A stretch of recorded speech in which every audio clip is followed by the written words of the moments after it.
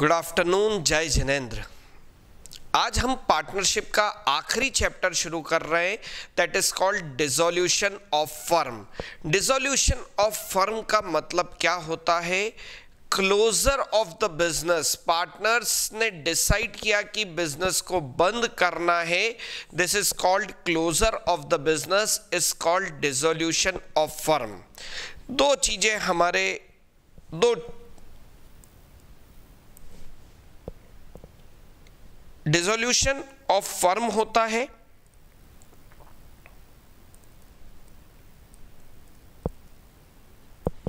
और दूसरी चीज डिसोल्यूशन ऑफ पार्टनरशिप। दोनों में अंतर है। डिसोल्यूशन ऑफ फर्म में सारे बिजनेसेस बंद हो जाते हैं। Discontinuation of the business of the firm, discontinue हो जाता है।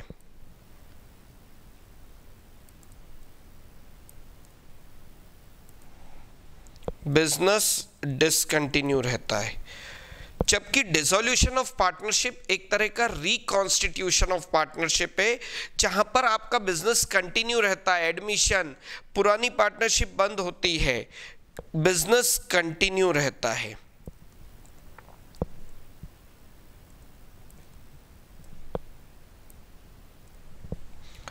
नेक्स्ट है डिसोल्यूशन ऑफ फर्म में ओल्ड पार्टनरशिप डिसॉल्व होती है और नई पार्टनरशिप नहीं होती है, ओल्ड पार्टनरशिप डिसॉल्व हो जाती है। जबकि डिसोल्यूशन ऑफ पार्टनरशिप में ओल्ड पार्टनरशिप डिसॉल्व होती है। पहले दो पार्टनर्स थे, अब तीन हो गए, तो पुरानी पार्टनरशिप डिसॉल्व हुई है और एक नई पार्टनरशिप जो है, एक नई पार्टनरशिप क्रिएट हो रही है। ऐसा होता है डिसोल्यूशन ऑफ पार्टनरशिप में। डिसोल्यूशन ऑफ फर्म में आपके जो है, आपको एक अकाउंट बनाना होता है, that is called realisation account. जबकि डिसोल्यूशन ऑफ पार्टनरशिप में हम प्रिपेयर करते हैं रिवैल्यूएशन अकाउंट। तो डिसोल्यूशन ऑफ फर्म और डिसोल्यूशन ऑफ पार्टनरशिप हमने अभी तक जो पढ़ा है, that is dissolution of partnership, change in profit sharing ratio, admission, retirement, death, यहां पर डिसोल्यूशन ऑफ पार्टनरशिप हुई थी। अब जो हमारा टॉपिक आ रहा है, मेन टॉपिक आ रहा है, that is called dissolution of firm. Dissolution of firm जहां पर आपका बिजनेस डिसकंटिन्यू हो रहा है, कोई भी पार्टनर अब फर्म में कंटिन्यू नहीं रहेगा, हम फर्म को ही क्लोज कर रहे हैं, that is called dissolution of firm. Dissolution of firm दो तरीकों से एक फर्म डिसॉल्व हो सकती है। पहला तरीका है without the order of court,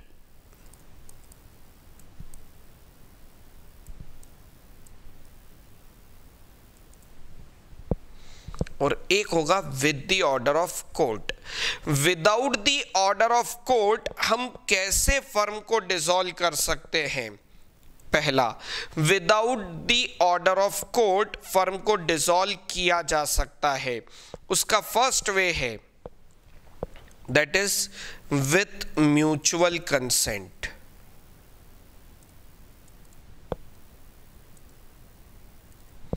with mutual consent, सारे पार्टनर की कंसेंट है, सारे पार्टनर एग्री कर रहे हैं कि फर्म को क्या कर दिया जाए, डिसॉल्व कर दिया जाए। विथ म्यूचुअल कंसेंट फर्म को हम क्या कर सकते हैं, डिसॉल्व कर सकते हैं। दूसरा, कंपल्सरी डिसॉल्यूशन, कंपल्सरी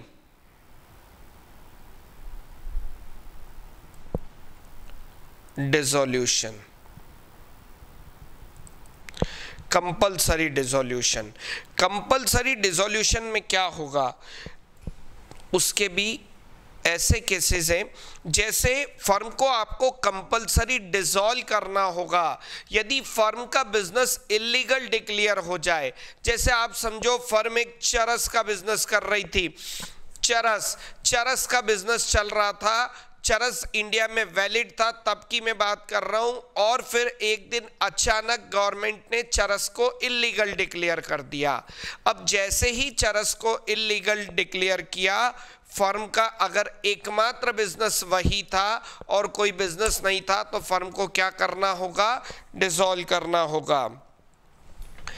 अगर आपके फर्म का बिजनेस इल्लीगल डिक्लेयर हो जाता है और आपके पास एकमात्र बिजनेस है, आप 3-4 अलग अलग मेडिसिन में डील कर रहे थे, चरस में कर रहे थे और दूसरी 2-3 मेडिसिन में डील कर रहे थे, और सिर्फ चरस का बिजनेस इल्लीगल डिक्लेयर हुआ है, तो आपको फिर चरस का बिजनेस छोड़ के बाकी सारे बिजनेस आप कंटिन्यू कर सकते हैं। पर आपके पास और कोई काम ही नहीं था, आपका बिजनेस अच्छा चल रहा था, चरस का बिजनेस था और वही वैलिड चल रहा था, इंडिया में लीगल था, मैं तब की बात कर रहा हूं।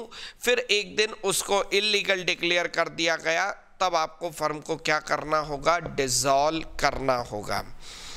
नेक्स्ट है, अगर सारे पार्टनर की डेथ हो जाए या एक को छोड़कर बाकी सारे पार्टनर की डेथ हो जाए, तब आपको फर्म का बिजनेस क्या करना पड़ेगा, कंपलसरी डिसॉल्व करना पड़ेगा, क्योंकि पार्टनरशिप एग्रीमेंट से होती है। अगर सारे पार्टनर की डेथ हो गई, कोई भी पार्टनर नहीं बचा, तो फर्म का बिजनेस आपको डिसॉल्व करना होगा। जो भी लीगल हायरर्स रहेंगे वो फर्म को डिसॉल्व कर देंगे।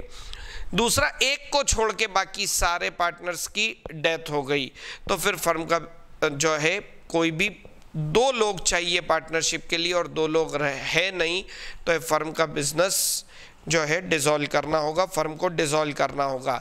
एक और एग्जांपल कि सारे पार्टनर इंसॉल्वेंट हो गए या एक को छोड़कर बाकी सारे पार्टनर्स इंसॉल्वेंट हो गए, तो फर्म को डिसॉल्व करना होगा। थर्ड है, on happening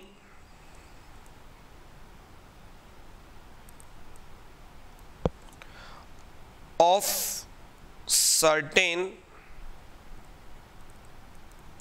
contingencies, on happening of certain contingency, अगर कुछ इवेंट ऑकर हुई है, इवेंट हैपन हुई है, तो आपको फर्म का बिजनेस क्या करना होगा, डिसॉल्व करना होगा। On happening of certain contingency, जैसे एक पॉइंट हम समझें कि कब फर्म का बिजनेस, फर्म को आपको डिसॉल्व करना होगा, अनलेस अदरवाइज एग्रीड, अगर डीड में कुछ नहीं लिखा हुआ है और इन 4 में से कोई भी एक इवेंट अकर हुई है, तो आपको फर्म का बिजनेस क्या है, फर्म को डिसॉल्व करना होगा। क्या, डेथ ऑफ अ पार्टनर,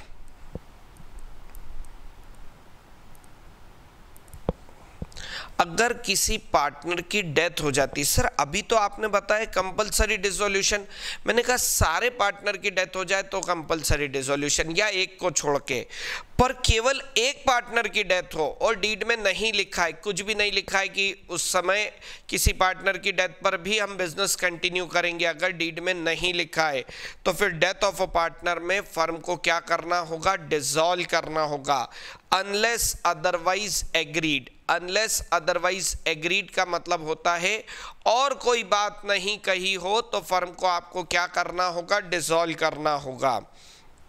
दूसरा, insolvency of a partner,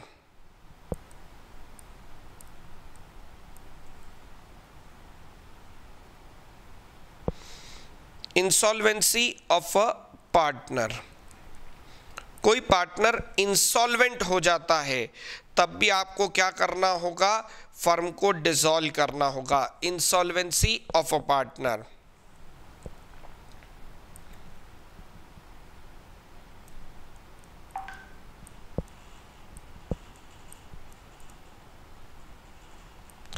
on completion of a venture, अगर किसी एक पर्टिकुलर वेंचर के लिए आपने पार्टनरशिप की शुरुआत की है तो फिर उसके कंप्लीट होते ही आपको फर्म को डिसॉल्व करना होगा। और लास्ट है on completion of fix term, अगर फिक्स टर्म के लिए आपने पार्टनरशिप बनाई थी, 3 साल के लिए आपने पार्टनरशिप फॉर्म की थी और 3 साल कंप्लीट हो चुके हैं, तो अब आपको फर्म को डिसॉल्व करना होगा। लास्ट है without the order of court. चौथा तरीका है जिससे आप फर्म को डिसॉल्व कर सकते हो, दैट इज बाय नोटिस। यदि पार्टनरशिप एट विल है, if partnership at will,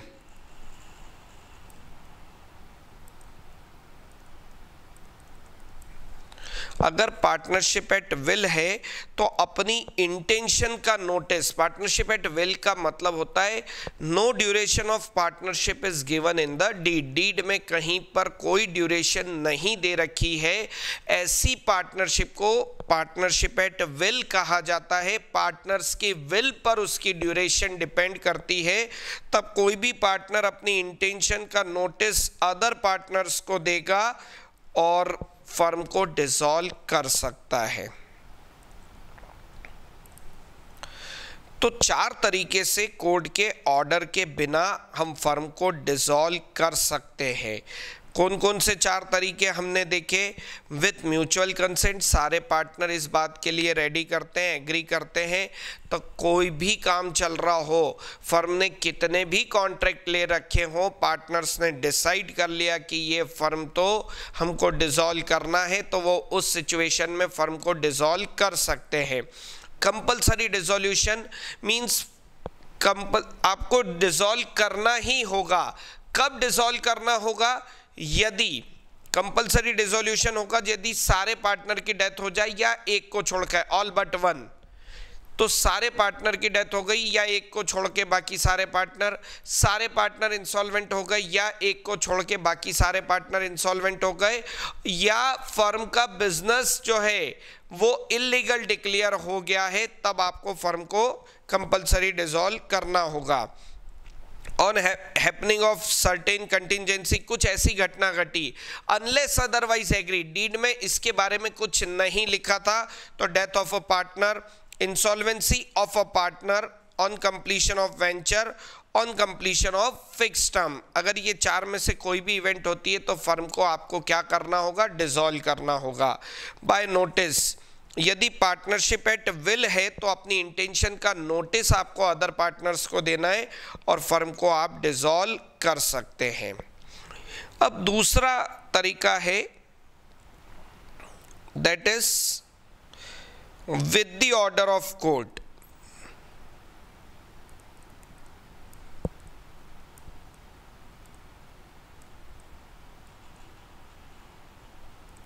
court के ऑर्डर से कब कब आप फर्म डिसॉल्व कर सकते हो? पहला पॉइंट, कोर्ट के ऑर्डर से हम कब कब फर्म को डिसॉल्व कर सकते हैं, तो उसके लिए हम समझे कि फर्म को आप डिसॉल्व कर सकते हो यदि permanent incapacity of active partner,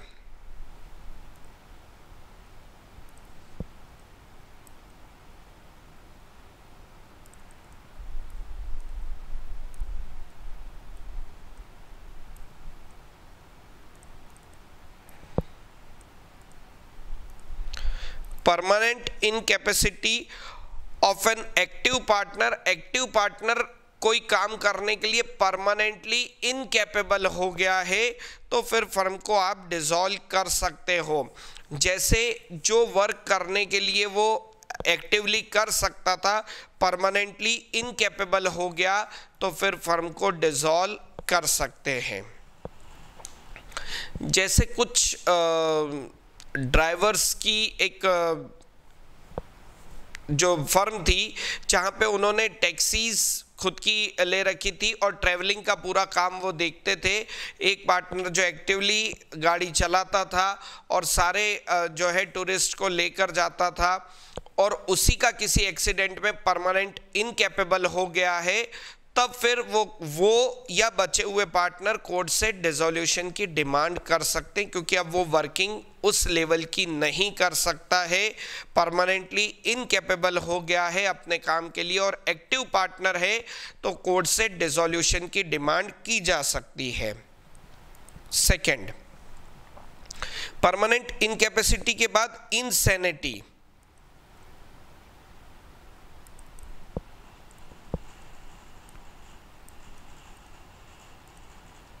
insanity of a partner मतलब एक एक्टिव पार्टनर इंसॉल्वेंट पागल हो गया। इंसैनिटी का मतलब है पागलपन। अगर कोई एक्टिव पार्टनर पागल हो गया और फर्म में आके बाकी के पार्टनरों को मारने लग जाए, पीटने लग जाए, ग्राहकों के साथ कोई प्रॉब्लम क्रिएट कर दे, तो बचे हुए पार्टनर इस बात के लिए कोर्ट में जा सकते हैं कि हम इसको, अब पागल को हम सहन नहीं कर पाएंगे, आप फर्म को डिसॉल्व कर दें। अगर हम मैनेज कर सकते, कोर्ट के पास आप जाएंगे तो डिसोल्यूशन की बात होगी और कोर्ट देखेगा तो डिसोल्यूशन के ऑर्डर पास कर देगा। जरूरी नहीं है कि आप, कोई पागल हो गया पार्टनर तो फर्म को डिसॉल्व करो, पर हाँ आपको डिसोल्यूशन करवाना है तो कोर्ट में जाके आपको अप्लाई करना होगा। फिर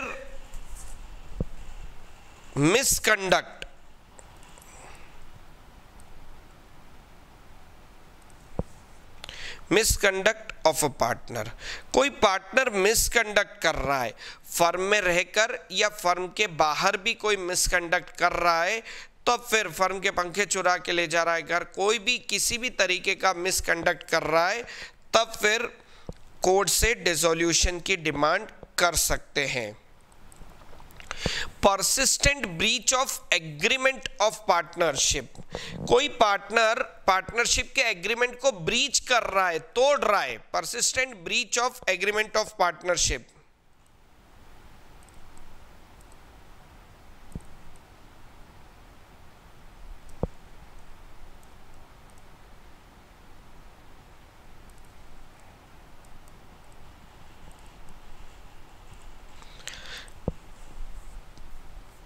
परसिस्टेंट ब्रीच का मतलब है आए दिन पार्टनरशिप के एग्रीमेंट को तोड़ना, पार्टनर्स को सही प्रॉफिट या लॉस नहीं दिखाना, बुक्स ऑफ अकाउंट्स को उनसे दूर रखना, उनके शेयर में कम ज़्यादा करना, persistent breach of agreement of partnership. और कंटिन्यू लॉसेस। अगर फर्म में कंटिन्यू लॉसेस हो रहे हैं तो कोर्ट से आप डिसोल्यूशन की डिमांड कर सकते हैं कि देखिए आप कंटिन्यू लॉसेस हो रहे हैं, मैं नहीं चाहता, मैं इस लॉस को बियर करने की कैपेसिटी में नहीं हूं, आप तो कोर्ट के पास जाकर डिसोल्यूशन की डिमांड कर सकते हैं। Just and equitable ground.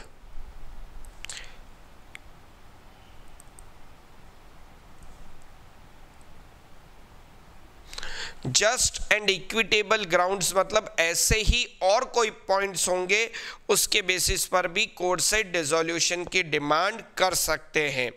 तो कोर्ट के ऑर्डर से भी डिसोल्यूशन हो सकता है, without the order of court भी हो सकता है। ये पॉइंट हमको इसलिए समझना है कि कभी फिल इन द ब्लैंक्स में, कभी ट्रू फॉल्स में या मल्टीपल चॉइस क्वेश्चन में आपके पास इसमें से कोई भी क्वेश्चन आए तो आप इजीली सॉल्व कर सकें। अब एक बार फर्म डिसॉल्व हो गई, फर्म के डिसोल्यूशन का ऑर्डर पास हो गया या पार्टनर्स ने डिसाइड कर लिया कि फर्म को हम डिसॉल्व कर रहे हैं, तो फिर उनको पब्लिक नोटिस देना ज़रूरी है। अगर पब्लिक नोटिस नहीं दिया तो डिसोल्यूशन के बाद के कामों के लिए भी पार्टनर्स लायबल रहेंगे। जैसे किसी पार्टनर ने कोई काम कर दिया है, उसके लिए बचे हुए पार्टनर उसी तरीके से लायबल होंगे जैसे कि वो खुद फर्म में पार्टनर है। तो पब्लिक नोटिस देना ज़रूरी है। अब नेक्स्ट बात हम करें कि डिसोल्यूशन हो गया। डिसोल्यूशन हो गया तो हमको क्या करना है? आपको एक अकाउंट प्रिपेयर करना है। देखो फर्म बंद हो रही है, अब बंद हो रही है तो आपको क्या क्या करना है? सारी एसेट्स को सेल करना है और सारी लाइबिलिटीज को पे ऑफ करना है, क्योंकि आप फर्म को बिल्कुल क्लोज कर रहे हो। जितनी एसेट्स रखी हुई है, बिल्डिंग है, मशीनरी है, स्टॉक है, डेटर्स है, सबको रियलाइज करना है। क्रेडिटर्स, बैंक लोन और कोई लोन है उनको पे ऑफ करना है। फिर पार्टनर्स को भी उनके लोन अगर है तो उसको पे ऑफ करना है और बचा हुआ जो उनकी कैपिटल है उसको हमको पे ऑफ करना है। अब हम बात करते हैं, दैट इज आपको जो अकाउंट प्रिपेयर करना है वो है रियलाइजेशन अकाउंट।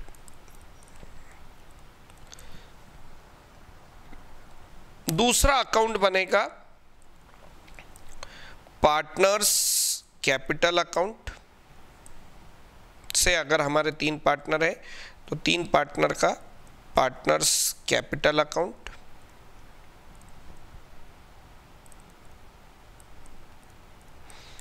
और लास्ट बनेगा cash account, cash and bank account, अगर बैंक का बैलेंस भी है पर नॉर्मली कैश अकाउंट। ये हमको प्रिपेयर करना है एक realisation account, partners capital account और कैश अकाउंट। देखो फर्म डिसॉल्व हो रही है तो आपको डिसॉल्यूशन के पहले की एक बैलेंस शीट दी हुई रहेगी। बैलेंस शीट के एक एक आइटम को हम देखते हैं कि क्या ट्रीटमेंट हमको करना है। देखो बैलेंस शीट के दिन जो भी आपको बैलेंस शीट दे रखी है उसमें कैपिटल, ABC की capital, creditors, bills payable, loan, ये दे रखे हैं।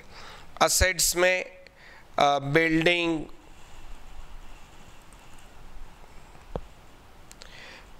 डेटर्स, स्टॉक, कैश और यहाँ पे जनरल रिजर्व, ये सब चीज़ें नॉर्मली आपको दे रखी है। अब डिसॉल्यूशन में होता क्या है, मेरे को सारी एसेट्स को सेल करना है, सारी लाइबिलिटीज़ को पे ऑफ करना है। जो असेट्स के अकाउंट है अब उनको क्लोज करना है, जो भी लाइबिलिटी है उनको पे ऑफ करना है। तो सबसे पहले जो असेट है उसका डेबिट बैलेंस आ रहा है हमारी बुक्स में और लाइबिलिटीज़ का क्रेडिट बैलेंस। सारी असेट्स को क्रेडिट करेंगे और एक अकाउंट में ट्रांसफ़र कर देंगे। अब हमने सिंगल अकाउंट प्रिपेयर कर लिया है, रियलाइजेशन अकाउंट।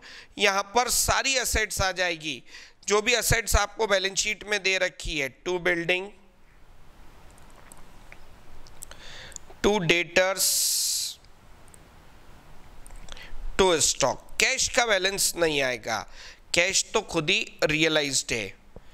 कैश का बैलेंस यहाँ पर जाएगा, 2 बैलेंस BD। जो भी आपको कैश का बैलेंस दे रखा है वो आप लिख देंगे।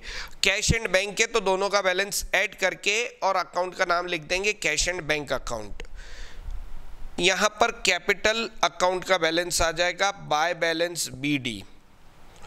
एक क्वेश्चन जो कि बहुत सिंपली सॉल्व हो जाता है, आपको कुछ भी नहीं करना है, ऑटो मोड पर आपका पूरा क्वेश्चन सॉल्व होगा। ABC इनके बैलेंसेस आपने लिख दिए। अब लाइबिलिटीज बाय क्रेडिटर, लाइबिलिटीज का क्रेडिट बैलेंस था उनको डेबिट किया, लाइबिलिटी डेबिट हो गई और टू रियलाइजेशन अकाउंट को क्रेडिट कर दिया by creditors, by bills payable और बाय लोन। पार्टनर का नहीं, किसी और का लोन था, पार्टनर का लोन होता तो वो अलग अकाउंट में जाता है, नॉर्मल लोन। अब ये जो जनरल रिजर्व है ये पार्टनर में बढ़ जाएगा उनके प्रॉफिट शेयरिंग रेशियो में, जनरल रिजर्व, क्योंकि यहाँ पर एक ही रेशियो है, ओल्ड और न्यू वाला झगड़ा नहीं है। अब आप देखें, अब सारी असेट्स और सारी लाइबिलिटीज एक सिंगल अकाउंट में ट्रांसफर हो चुकी है, रियलाइजेशन। अब असेट्स लिक्विड हो गई है, अब सिर्फ वो रियलाइजेशन अकाउंट है।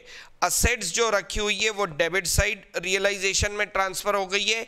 अब मेरे लिए बिल्डिंग नहीं है, अब मेरे लिए डेटर नहीं है, अब स्टॉक नहीं है, मेरे लिए क्रेडिटर नहीं है, बिल्स पेबल नहीं, लोन नहीं। अब सारी चीजें कहां पे ट्रांसफर हो गई? रियलाइजेशन अकाउंट में। अब अगर असेट बिकेगी, सेल होगी, तो मेरे पास आएगा क्या? कैश। और जाएगा क्या? बिल्डिंग नहीं, डेटर्स नहीं, अब सिर्फ एक ही अकाउंट, रियलाइजेशन अकाउंट। कितना सिंपल।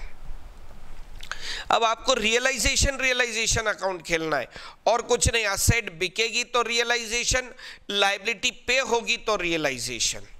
हर चीज में अब रियलाइजेशन अकाउंट, क्योंकि आपने सारी एसेट्स को ट्रांसफर कर दिया है, सारी लायबिलिटीज को रियलाइजेशन अकाउंट में ट्रांसफर कर दिया है। तो आपकी एंट्रीज क्या होगी? कैश आया। अच्छा आप देखो, अब एसेट्स या तो बिक जाएगी, सेल आउट हो जाएगी, या फिर कोई पार्टनर कोई एसेट घर ले जाएगा। अगर कोई पार्टनर घर ले जाएगा तो वो क्या एंट्री होगी? Partners capital account debit to realisation. Partner की कैपिटल कम हो जाएगी क्योंकि वो असेट घर ले गया है, और असेट अब असेट के फॉर्म में नहीं है, किस फॉर्म में है? रियलाइजेशन। तो एंट्री होगी partners capital account debit to realisation. Assets या तो बिक जाएगी तो कैश आएगा, या पार्टनर लेकर जाएंगे तो पार्टनर्स अगर बिकी है तो कैश टू रियलाइजेशन, और अगर पार्टनर लेकर गया है तो फिर पार्टनर्स कैपिटल टू रियलाइजेशन।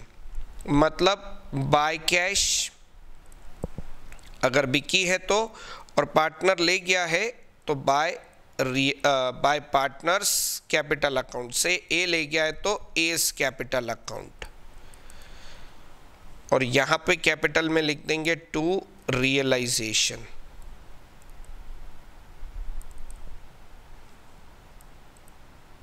जो भी ले गया पार्टनर, रियलाइजेशन जो है पार्टनर्स कैपिटल अकाउंट डेबिट हो जाएगा और रियलाइजेशन अकाउंट क्रेडिट हो जाएगा। एक चीज तो ये हो गई। अब आप समझें, लाइबिलिटीज को पेमेंट कर रहे हैं और अगर कैश है तो कैश में आ गया रियलाइजेशन टू रियलाइजेशन। इसको हम एक बार फिर समझेंगे। सारी असेट्स और लाइबिलिटीज को हमने रियलाइजेशन अकाउंट में ट्रांसफर कर दिया। असेट्स डेबिट थी, उनको क्रेडिट किया और रियलाइजेशन को डेबिट कर दिया। रियलाइजेशन में सारी असेट्स को हम लेकर आ गए, सारी लाइबिलिटीज को हम रियलाइजेशन अकाउंट में लेकर आ गए। अब उनके ट्रांसफर की एंट्री क्या होगी? अगर ये बैलेंस शीट देखें तो बिल्डिंग डेबिट थी, आप एंट्री करोगे realisation account debit to building to debtors और to stock. To building to debtors to stock. आप क्या एंट्री करेंगे? Realisation account debit to building to debtors to stock, और रियलाइजेशन में लिख दिया हमने to building to debtors to stock. दूसरी एंट्री, लाइबिलिटीज को ट्रांसफर करना था। लाइबिलिटीज को ट्रांसफर किया क्रेडिटर, बिल्स पेबल, लोन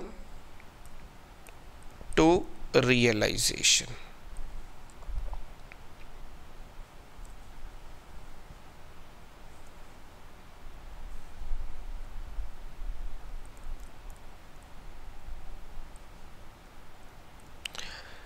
मतलब creditor, bills payable, loan to realisation. ये सारी हमने बैलेंस शीट की लाइबिलिटीज जो थी उसको डेबिट किया और रियलाइजेशन अकाउंट को क्रेडिट कर दिया। अब लाइबिलिटीज को पे ऑफ करना है। पे करते तो कैश हमारा जाता है, लाइबिलिटीज डेबिट होती है और कैश क्रेडिट। अब लाइबिलिटी के फॉर्म में नहीं है, अब वो किस फॉर्म में है? रियलाइजेशन। तो दो तरीके, या तो पे हो जाएगी या कोई पार्टनर उस लाइबिलिटी को पे करने की लाइबिलिटी ले लेता है। तो एंट्री बनेगी realisation account debit to cash. पैसा गया तो कैश क्रेडिट होगा और रियलाइजेशन अकाउंट डेबिट होगा टू रियलाइजेशन।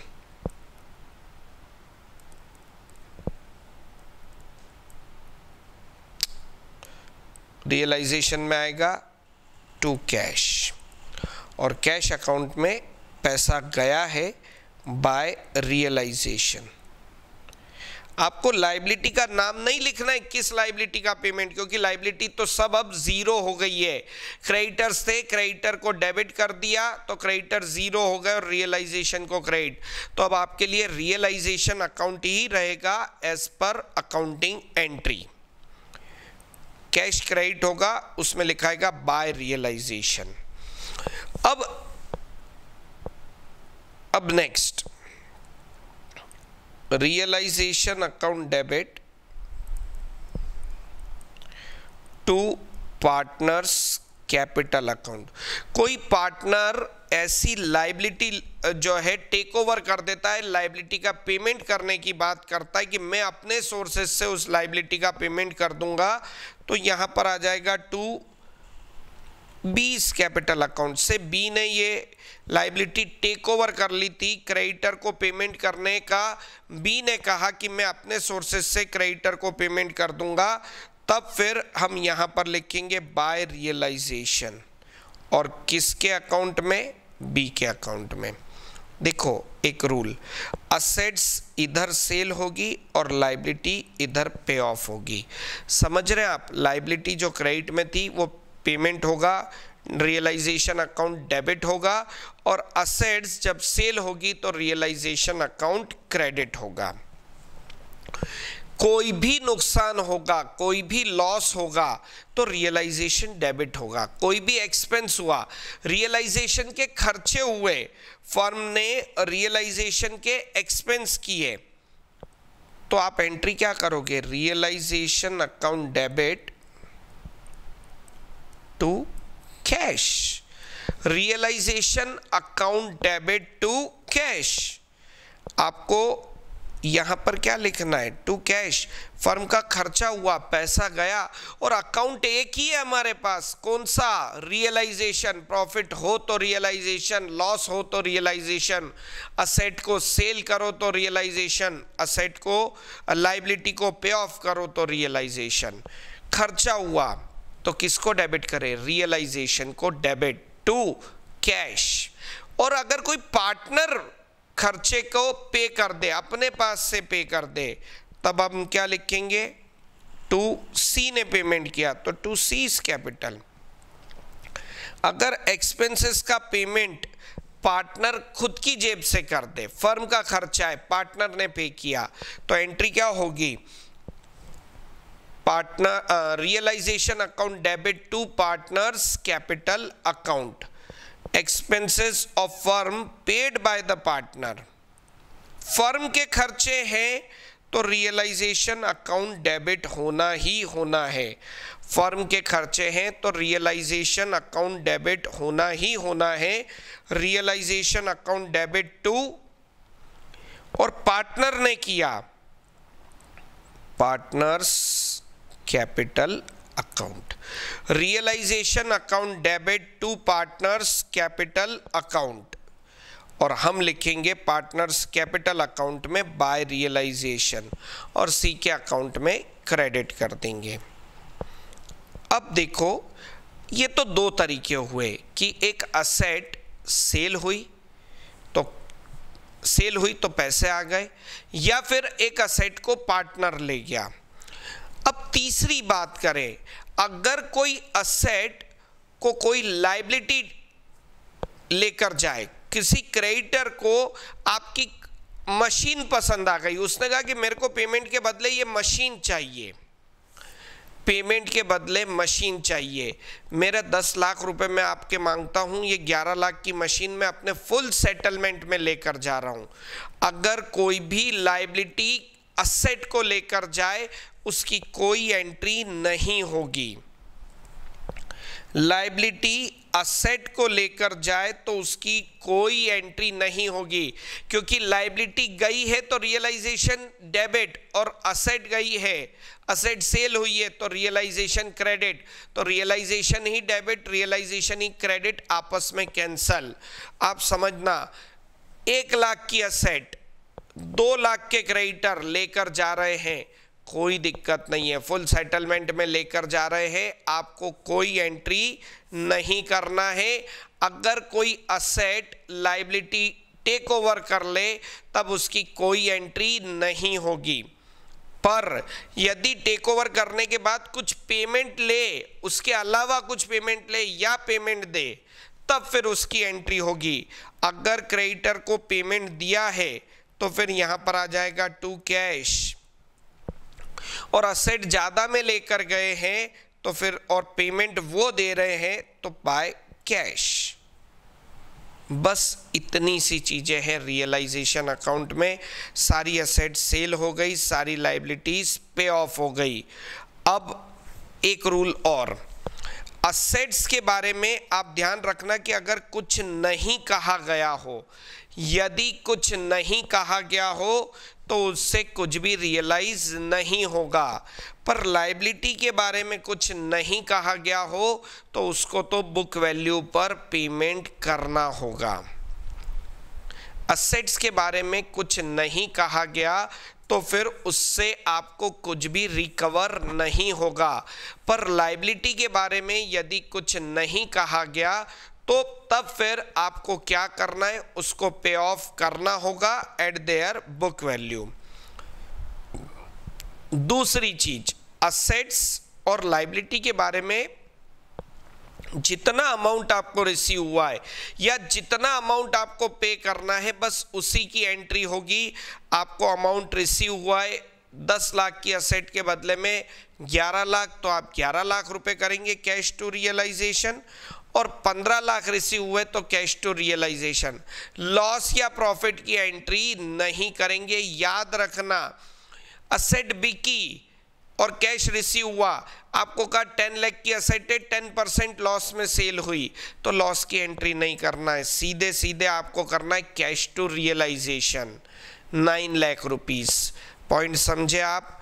लायबिलिटी का पे ऑफ हुआ, डिस्काउंट पे हुआ, डिस्काउंट की एंट्री नहीं करना है, सीधे सीधे उसका अमाउंट आपको लिखना है।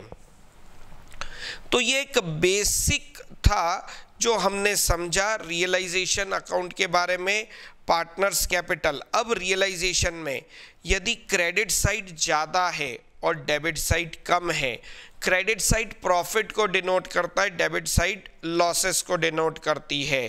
तो प्रॉफिट ज़्यादा है, लॉसेस कम है, तो यहाँ पर बचा हुआ प्रॉफिट हो गया टू पार्टनर्स कैपिटल अकाउंट। उनके प्रॉफिट शेयरिंग रेशियो में वो जो है प्रॉफिट डिस्ट्रीब्यूट कर दिया जाएगा, डिवाइड कर दिया जाएगा। पर यदि डेबिट साइड ज़्यादा थी और क्रेडिट साइड प्रॉफिट था तो आप लिखेंगे बाय रियलाइजेशन अकाउंट, और यदि लॉस था तो यहां पर आ जाएगा by partners capital account, a b और c. In case of loss, in case of loss partners capital account, तो फिर कैपिटल अकाउंट में दिस साइड इधर डेबिट साइड आएगा टू रियलाइजेशन। लॉस होगा तो ऐसा कुछ आएगा, पर अभी हमारे केस में प्रॉफिट है, प्रॉफिट उनके प्रॉफिट शेयरिंग रेशियो में डिवाइड कर दिया। अब जिस जिस पार्टनर का जो बैलेंस बच रहा है उसको हम करेंगे। जो भी हमने कैश पे किया, 2 बार किया, तो यहाँ पे बाय रियलाइजेशन 2 बार आ गया दोनों का अमाउंट। जब भी हमको कैश रिसीव्ड हुआ तो हमने क्या लिख दिया, टू रियलाइजेशन।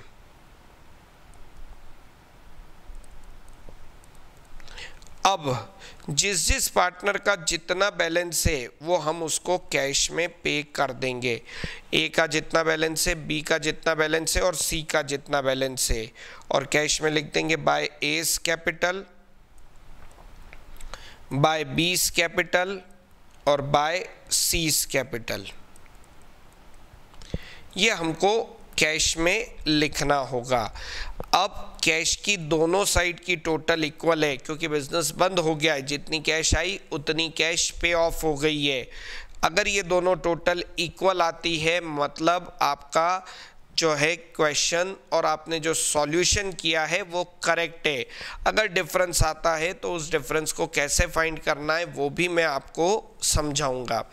तो आज हमने एक बेसिक डिसॉल्यूशन का जो कैसे फर्म डिसॉल्व होती है, पार्टनरशिप फर्म और पार्टनरशिप के डिसोल्यूशन ऑफ फर्म और डिसोल्यूशन ऑफ पार्टनरशिप में डिफरेंस समझा, और डिसोल्यूशन के टाइम आपको कौन कौन से अकाउंट प्रिपेयर करना है, realisation account, partners capital account, cash account, और एक और जो है कभी कभी पार्टनर्स लोन अकाउंट आपको प्रिपेयर करना रहेंगे।